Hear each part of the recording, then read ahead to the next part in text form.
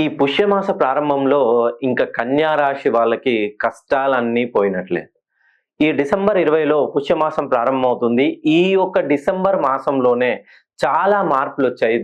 December 16న ధనుస్సులో Ravi సంక్రమణం, December 20న శని భగవానుడికి ప్రీతికరమైన మాసం ప్రారంభమవడం, డిసెంబర్ 28న గురు స్థాన మార్పిడి, అలాగే రాబోయే సంవత్సరంలో జనవరి 10న శని భగవానుడు కుంభం నుండి మీనంలోకి రావడం వల్ల ఈ 4 స్థాన మార్పుల వలన కన్యా రాశి వారి జీవితంలో కష్టాలన్నీ పోయి ఇంకా సుఖంగా ప్రశాంతంగా జీవించబోతున్నారు.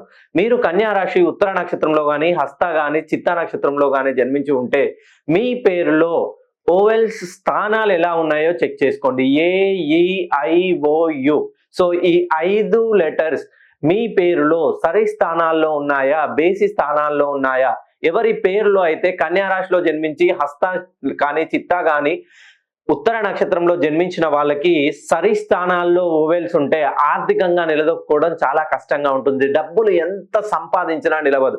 ఒకప్పుడు బాగా బ్రతికి ఇప్పుడు రోజు రోజుకి డౌన్ ఫాల్ అవుతుంటారు. అనవసరంగా ఉన్న ఆస్తులన్నీ కోల్పోవడం జరుగుతుంది.